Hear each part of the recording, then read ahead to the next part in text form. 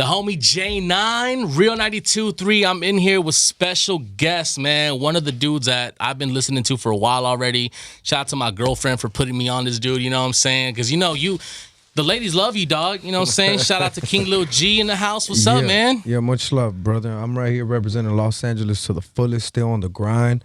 You know what I'm saying? Like it's the first, it's the first beginning steps to my career. I feel like I just need to go harder. I feel like we need to drive more millions into these videos and shit, and I feel like we need to sell out more shows and do all that positive stuff that we used to doing. Right. And you know what you sound like right now, bro, like having that mentality, that LA mentality, you sound like Kobe Bryant, dog. Fuck it. Kobe Bryant's all about having that mentality of always working hard and keep going like it's your first day, you know what I'm saying? Yeah. And I don't want to shout out your homies right here. Can you introduce your friends real quick? Yeah. I got MC Sinatra in the building, and I got my boy Crypto, AK-47 boys. That's what's up, man. Thank you guys for joining us today. I appreciate y'all. Yeah. Now, I know, man, it's been kind of hard, man. We've been trying to catch up with each other and interview, and we've had cancellations and whatnot. Things have happened. I don't think the last time we hung out together, what was it, bro? I don't want to say your pool party. It wasn't a pool party. Your listening session for Blessed by God, man. Yeah. And it's a cool thing, dog, because being there, I saw the love you have, you have for your fans, bro. Yeah. Like, you really rep for your fans, dog. Like, that's so dope. And the fact that you came and you extend that invitation, not just to me, but to your fans to come and give you that and give them that exclusive experience is so dope, dog. I don't know of a lot of, artists that do that. You know what I mean? And they were all very positive about it. When they're, smoking blunts, whatever, doing the damn thing and having a good time. We had pizza and wings. And just listening to your project, man, I think LA Vibe was probably the first one you played. Yeah. And that's the one song right now that I can't get out of my head, dog. Yeah. I had to play it for my boss 4 times. That's what's up. I go home and I'll bump it. I'm taking the shower, getting ready to go up. It's one of my hype songs. I'm trying to keep it G in the streets, you know what I'm saying? Yeah. But, talk to us about the project, though. How did the title Blessed by God come about? Well, I feel like I think I went through so much in the year of 2016, last year. Right. I feel like, I was in the hospital for this hand surgery that I was going through and shit. I lost my little homie the year prior to that, and then I went to jail a couple of times in 2016. And I just really felt blessed by God because, going to jail and being on the bus with people who are getting sentenced for a long time makes you realize how blessed you are. And just me being in a position that I don't think a lot of people get to be in, it just felt like a blessing to me. And not only that, but me being able to help so many homies that I got on the squad with me, it's more of a blessing because not only has music changed my life, but I'm able to change theirs and their families in a big way. So I just feel like I was very blessed. And even though my boy Crypto was gone, I was really uncomfortable throughout this whole time since he left because I feel like we had already created our sound that we had already been working on for 10 years, when I did 90s Kid and Lost in Smoke and all that. Yeah. And I just feel like he was the piece that I really needed because, working on someone's vocals, bro, is like really being in the lab and being able to come out with a recipe that your consumer likes. So me and my boy, we had worked on this together for years.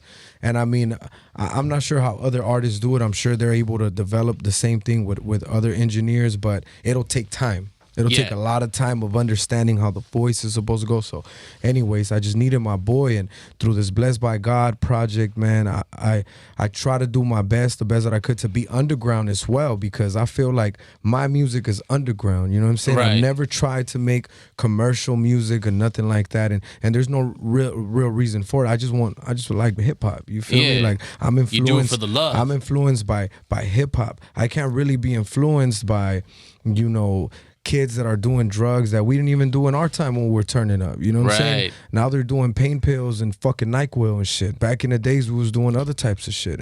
And I just feel like times are just changing, bro. And me, I'm just sticking to the core, to the G shit that I know, and I'm trying to represent myself well. And I'm also not trying to do things that embarrass our people, bro. And man, it's all about bettering the culture, man. Yeah, and one thing I don't want to do is go into the lane of what somebody else is doing that's working for them. You know what I'm saying? So That's why I just stick to the Blessed by God shit, which is straight hip hop shit that talks about, you know, real shit. And yeah, of course I do trap beats as well, but I feel like trap sometimes beats you gotta turn up, you know? they became a part of hip hop as well. Right. You know, I don't want people to think when I say hip hop, I don't mean a boom bat East Coast beat. Right. You know what I'm saying? Every single one. I'm not Right. out here doing some Wu-Tang shit.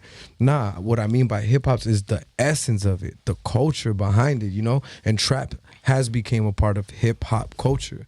You feel me? So I incorporated some of that. I added the homies, you know, to get on the team and shit. And I did it more overall just to be relevant at this time, because you got to, you know, be consistent with the music. You got to drop shit. But I'll tell you this, now that my boy's home, we're going to fucking really get into this shit and really do things that make me feel comfortable as far as my sound and beats and all kinds of other shit. So I want my fans to definitely be on the lookout for that, for the next project, which we don't really have a title for it. And to be honest with you, I just plan on dropping singles and working with other artists and bigger artists and and maybe with some artists that do Spanish shit. Like, I'm really trying to cross over and do other things, because I have videos that I've already reached more than 10 million views. So at this point, I just feel like, God damn, how much more? You want something new. You want to elevate yourself, man. How much for more sure. can we do? You know what I'm saying? Well, how much more can we do? That is not the same thing over and over and over again. You know what I'm saying? Yeah, you don't want to be repetitive and redundant. You know what I mean? Yeah. And I seen the growth in you, like from ignorance to, you know, to like Lost in Smoke and Blessed by God, and then now your song, you're one of your singles right now, LA Vibe, man. Like, and then you talk about your fans, man. Yeah. You have a massive, massive fan base, bro, and I'm astounded as to how they reciprocate to the love that you give them, man. Because, you know, being on the internet and being on Instagram and all that stuff, you can always get the slander. They're always gonna give you he's a gangster and he's doing this. But, you know, sometimes they don't listen to you. Those are people that don't listen to your music, man. And what I've caught from your music, you have your G stuff, which is cool, and there ain't nothing wrong with that, because at the end of the day, like it or not, man, that's LA culture, dog. That's I mean, I grew up South Central and Watson. I know what that's like, but you also know how to keep it respectful. You feel me? Yeah. So aside from that, you also have music that's inspirational, man. You share stories with your fans about the things that you've lived through, and I can relate to that, because I'm like, yo, I remember like, almost getting recruited, or having my cousins being recruited. And I have a cousin right now who's locked up. You know what I'm saying? And it ain't easy, bro. The fact that you're putting out that message for the kids out there, I think is super dope, dog. And I think that they're definitely grasping that. And now you're evolving too with your song Kennedy. That's also on Blessed by God. That's a very conscious song, dog. What motivated you, and what triggered your brain to be like, yo, I need to do this song Kennedy. Like, I need to. You know, I feel like what we're going through right now as people, what our family's going through, you know, Mexican people with Trump and all of this stuff, I just feel like we need more of a better understanding, because before we could change this whole president and, you know, our political views and all of that, we have to do something about how we live. We need to change something about ourselves that we normally do. You feel me? Which is, I feel we're very distracted by things that we're going through on the day-to-day, that we don't see the bigger picture. You feel me? Like, there's all types of march, you know, all types of march and protests and all these little things that are going on, but not many people went to vote. You feel me? Yeah. And you can't complain if you didn't vote, man. That's what I'm talking about. And then I feel like this was a very, very big distraction, and I was just trying to wake our people up. You know, unfortunately, you know, Trump is now the president, and there's repercussions for everyone. I read an article the other day, which was very interesting, where it talked about Trump was going to cut, I think, you know, the funding for people who get help, that live in the projects and fucking assisted living. Yeah, hope, you know, help for people who live in the projects and all of this shit. And at the same time, he was creating headlines about some other bullshit, something about, you know, some way off shit, like Obama tapped his phone or did some weird shit. The Russian phone taps and all that. Phone taps and all kinds of crazy weird shit. Now my thing is this. That's what I was talking about in the Kennedy song. Like, things are gonna be a very big distraction, and we're at a time where we really need our influential, intelligent people to step up for us and really do something about the things that are going on, because And you're one of the very few people, bro. I don't mean to cut you off, but Yeah, go ahead. one of the very few people that I see using their power for good. And I say your power, I mean by your power, I mean influence. yeah, The influence that you have, you do it through your music, and it's like I was playing Kennedy. All right, we're at a barbecue hanging out. Mom's is there, and I'm playing Kennedy, and my mom, she caught the. So I think on it, I think it was Rolls Royce. oh yeah, So she caught it, and she's like, "That sounds familiar." I'm like, "Yo, but listen to the song." She listened to it. She's like, "Yo, my mom's straight Mexican, dog, and she understands English, but she was just like, yo, like I feel what this dude is saying, and it was kind of crazy." So I'm sure you've touched a lot of people, man, and it's good to see people like you, artists like you, using your influence for good. And not a lot of people do it. And that's one of the reasons I got into the radio industry, man. When I first got hired for my radio job, I remember being asked, "Why do you want to get into radio?" They're like, "Yo, man, I want to help my people in my community, man. I mean, like, I grew up in the hood, bro. We don't have no resources. We didn't have any help. I'm here to, help and better my culture. And not just my culture, like as in Latinos, but everybody in LA, bro, because we all kind of have something in common. Yeah. People always look at the differences between each other, but we never sit down and take the time to look at the actual, common things, the similarities that we have with each other. Yeah, shout out to Crypto for that. Thank you. But yeah, for sure. You know what I'm saying? So shout outs to you and big ups on that, man, because not a lot of people are doing it.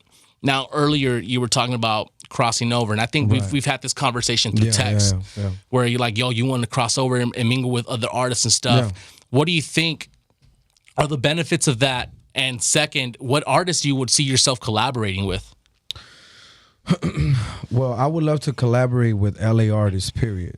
I don't really care of what color, culture. And see, that's a win right there, bro. You know, so we gotta do it for LA. Yeah, I don't really care what color. I don't really give a fuck about none of that. None of that. You feel me? I feel like I've never gone based on opinions or what people want me to do or what type of sound. I think I always do the fucking opposite. Right. You know what I'm saying? And I just feel like I want to get on something that's for LA. Like I want to do some shit with some of the dudes that are barely coming up. With AV, Compton AD. I want to do something with Freddie Gibbs. I want to do something with Cypress Hill for sure. Oh, I'm a huge Cypress Hill fan, dog. I'm not till this day. I can meet anybody. Yeah. Anybody in the world I can meet. Shout out to Be Real. Yo, shout out to Be Real, Send Dog, Muggs, and Bobo. But I've been such a fan that even when I still meet them, bro, like I get like, yo, I feel super excited. It's crazy because I've met other artists and stuff, you know what I'm saying? And it's like whatever to them, or to me, but when I met them, I was just like, yo, I want to be in a smoke box with Be Real one day. That's on my bucket list, dog. Man, that's fucking. You've had that. I know, lucky you. You got to show off, dog. It was amazing. He did. Hey, not only did he give me the best fucking weed, but I also felt like you, because even though, many blessings have came my way, I still respect what he's done. Like, I don't discredit shit he's done, because to begin with, he's always in Europe and going to South America and doing sold out fucking festivals and doing shit like that. So he's still doing it. He's fucking performing songs that he did 20 years ago. You know what I'm saying? And he's still eating off of that, bro. So I take my hat off to him. Shout out to Be Real. And, I'm glad he's doing things for the culture as well, like the Smoke Box. That's some entrepreneur shit. So shout out to him. When I saw you in the Smoke Box, I was like, yo. Yeah. Lil G's doing it, dog. Cause I'm a fan, dog. Like, yo, I'm like, he's doing it. He's on there, and he don't just put people on. You feel me? Yeah. Well, that's a good look, man. And speaking of putting people on, bro, yes, sir. I see that you're trying to put your people on. Yeah. And I see that with MC Sinatra, and the way he's moving around and the way he's doing this stuff, and he's grinding from the bottom, like. What drives you to do that, bro? Like, what is it that makes you want to do it, and why him? I think it all came from me just remembering how much of a big struggle it was for me to try to drop music on YouTube, and even though you might have good music, it's still gonna take years to get to where you gotta go. And this is what a lot of artists don't understand. And once those years are gone, you can't do a lot of the things that you should have done at that point. You know what I'm saying? Especially because you start having kids and you start having certain dramas that at a certain age you didn't have. You feel me? So I just feel like right now, the age that he's at right now, I think he should just be enjoying life, dropping music, traveling, and more or less taking this career like if he was going to college. You know, all I did was just give him a fucking a scholarship, a scholarship, and there you go. Go do your thing. Give him a platform. Right. World Star Hip Hop. If they ain't giving it to him or whatever it was, whatever opportunities he wanted, I'm like, yo. You know, I'm not no big ass record label or nothing, but I know me as a man, the opportunities that I have, they'll become yours. You know what I'm saying? That's dope right there, bro. So like nobody really does that, and sometimes some record labels don't do that. You know, they just kind of focus on one person. Now, you the homie and I'm the homie, bro. So you know I gotta ask you these tough questions, dog. Holla at me. What's All up? right. What's up, man? You're completely independent now. Was it a bad thing when you left the record label, or did you end on good terms? You know, I'm in a situation right now where we're still going through the legal thing, so I can't really speak up on it yet. Okay. But I would say that, you know, I want to just continue on inspiring independent artists for them to continue on doing it on their own, because I feel like there's a very big misconception when it comes to, you know, you trying to get a record deal with someone. And then, you know, you're all excited and kind of like how Be Real made you feel, you know what I'm saying? How you're really excited. You get really excited like that, but then there is no telling what's going to happen after you sign that contract. There's no telling what's really going to go down. You know they're going to hold you for a while and then have no plans for you. You don't know what's going on. You feel me? It's like you're like a 10-year-old kid that just got adopted and you don't know what home you're going to. You know what I'm saying? That's more or less how I look at it. So I just want to continue on inspiring independent artists to keep doing it. That way it's better, it's safer, you know, the love stays amongst the team, and that's just the best way to do it. And that's a good way to think too, man, because you're right. We're in a day and age and in an era where being independent and just doing your own thing and creating your own lane is a must. I'll admit, I'm still struggling, bro. I'm still trying to figure out this whole, the homie J9, LA's homie, you feel me? It took me a while to figure out a hashtag for myself or a brand, you know what I mean, that I want to push with. So because no one else was giving me opportunity, the only person who gave me opportunity here, shout out to my boss, Doc Winter, man. Like I wasn't even on his radar before this radio station started here in LA, man. And I was wondering to myself, like, yo, no disrespect to no Uber driver, but like, yo, am I going to be an Uber driver for a while? What am I going to do? Am I going to go back to slanging something? You know what I'm saying? What am I going to do, dog? You know, like, I said, like, what am I going to do with myself? Should I get the trap phone out the fucking box? You feel me? Should I get that flip phone real quick, dust it off? But the case is, like, it's all about creating your own lane. And when you create your own lane, people will follow, bro, because there's always a lot of people that feel just like you that are always going to, you know, kind of coexist with your world. You know what I'm saying? So I think that's very highly important. It's a good mindset that you have that, and it's also good that you're paying it forward. I try to pay it forward in my way when people try to get into radio and give me and ask me for advice. I try to tell them what I went through, and I try to pay it forward and help them out because no one helped me. You know, it took me like 10 years to get on the radio, whatever the case might be. You know what I'm saying? And it's in LA, it's hard, but you know, it's a good thing that you're doing that. It's all about creating your own lane. So salute to you on that right there. Hell yeah. Another question I wanted to get to, man, another thing is the Blessed by God tour, man. You've been doing cities. Your last one's May 21st at the Fonda Theater. How's the tour been going so far? Pros and cons. We haven't started yet. It starts on 4/20, the same day that MC's performing in Los Angeles, California. You know I'm gonna host that, right? Yeah, please pull up, host it, show the homies some love. You know what I'm saying? It's gonna be on and popping. We need the love. So no, it's all love on my end, bro. I know it's tough. It's very tough with the whole, you know, Latino perspective. You know, we feel like we have to get co-signed somehow with somebody or some way. You know, what are some of the adversities that you fought in order to get to where you are at now and get respected in the game? You know, I feel like I'm still going through those things now. Like, for instance, I see people making a big deal off of somebody getting 5 million views or whatever on a music video in a short period of time. I feel like we've done that already, but the recognition is not there. Like, these people just want to look the other way and act like we ain't selling out shows in everybody's city. Like, there's New York artists that can't sell out New York venues, and we've done that. And I saw that. I don't understand. Which is so cool, bro. Because last year when you were on tour, man, I was just like, yo, this is real. Me just looking at your tour, going through my Instagram and going like, yo, this fool's really going to New York? Yeah. And I'm like, I wonder how that's going to work out for him. I'm going to be honest. I wonder how that's going to work out for him. And not for like a negative vibe, dog. But you're just like, damn, that's gonna be tough. And when I seen the love, bro, on your IG and the people singing word for word, I'm like, yo, this dude's next. He has to be next in LA. So I'm trying to do my part, bro, to help you out, and not just you, but any other artist out there that I feel is, worthy. I think you're worthy not just because you're you, but the fact that you're helping people come up like MC Sinatra. Yeah. You're providing a very positive message of hope to the kids in the hood that can relate to you. Yeah. And you're still doing. Are you still doing the good deeds, like giving the kids haircuts and stuff like that?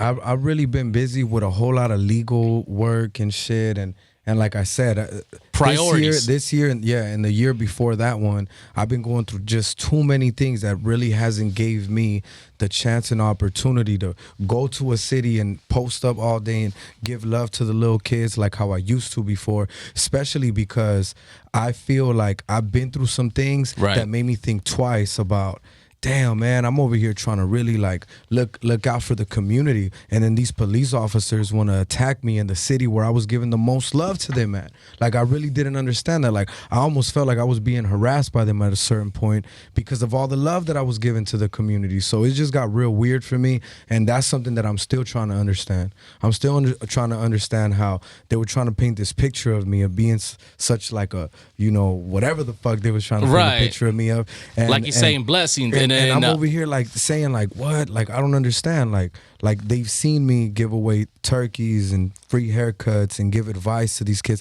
I've even been to conventions where I speak to gang-related kids to get them out of that state of mind. And I'm like, really? Like, it was just some weird ass shit. To me, it's funny that you say that, because what I think in my head when you just said that is that one line you have in Kennedy.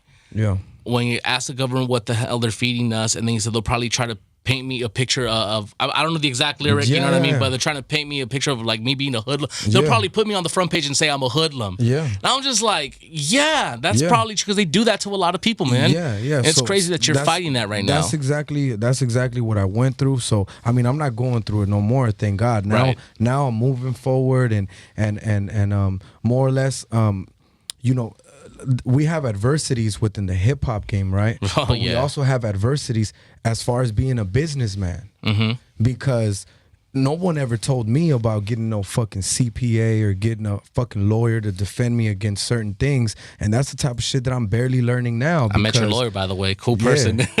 Real cool person, and and that's the type of shit that I didn't know of before. You feel me? So I mean, I'm going through certain things, bro, that is not allowing me to give back to the community. But I'll tell you this, for Easter this year, or if not for Easter, then for 4th of July, I just want to get a U-Haul full of fucking bikes and other things, amongst other things, and I want to pull up to a park and shit, and I just want to hook all the little kids up, and I feel like if I was to do something like that, they'll remember that for the not me. They don't need to remember me. No, but I remember. It's just gonna be an example of what it means to receive and give and shit. So that's what I'm trying to teach the community now and shit. And that's good, because you don't see that a lot. I grew up going to those toy giveaways during Christmas, and getting school supplies and making those long ass lines with my cousins. You know what I mean? I remember that, bro. Exactly. And I remember how good it made me feel. That's what I'm saying. And it always gives a good impression. Like, yo, they care. You know what I mean? Yeah. And you don't have to do that, but you do. Yeah. You know what I mean? So that's super dope, man. And salute to you on that. And don't stop that, dog. On some real stuff, like, I know you're dealing with a lot of things, but when the time arises, man, just keep doing it, bro, because that's what's going to keep your fan base there, and that's what's going to keep these kids out of trouble, and that's what's going to give these kids, like, a light of hope, man. You know what I'm saying, dog? So stay true to that, man. Don't ever lose that, bro, please. Nah, man. You know what I'm saying? We're going to keep doing it, and I feel like I need to not only do it in Los Angeles, I need to go to like Denver, Colorado and shit. I got to go to more towards the Midwest and East Coast, so I can show them some love as well, and so they can understand more or less that us Mexicans, we don't have to be brave and territorial and reckless all times in order to be important people. You feel me? Yeah. We have to be educated. We have to make the right fucking moves, and you have to know that at all costs, violence should be the last resort. Yeah, you feel me? That shouldn't be definitely. the first one. And I think we have a very big confusion because, you know, we're brave at all costs. You can't tell Mexican shit, not even traffic. You feel me? I'm already knowing, bro. Because we the first to pop out the car and ask questions. And say something. Whoa, whoa, whoa, whoa. Like, Yeah. Who you honking at? Why? Yeah. You know the girl that's in my car was You feel me? But that's not the way to go. That's not the way to go about it. You got to be level-headed. We got to show the little homies that if they don't do the right thing, they can suffer the consequences and be in jail by themselves for the rest of their life, and no one will be there to show them that love. So right now I'm trying to, you know, be the one to tell them. You know how you always usually say, man, if somebody would have told me. If somebody, I want to be the one to tell them, and hopefully, you know, they get that love. And with MC being young himself and him being around these young kids, maybe, you know what I'm saying, me and him could both talk to these young people and let them know, like, look, man, you know, he's following something that he loves. I did it when I was, you know, his age and shit, but now I'm putting him on, so it's something that could work. If you do something that you love, young homie, it could work for you, and you're going to be all right. That's true, man. And then you have to, and you definitely have to be level-headed when it comes to certain things. Like you said, we're the first ones to pop off sometimes, you know what I mean? And we're in a very crucial state right now with like Trump being president and whatnot. People are going crazy. Come on. You know what I'm saying? So salute to you for doing that and having that level of mindset.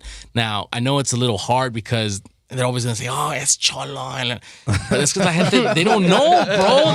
They just don't know. They just don't know, bro. And it's because they don't take the time to educate themselves, man. Yeah. And you have to educate yourself in order to know how to talk smack.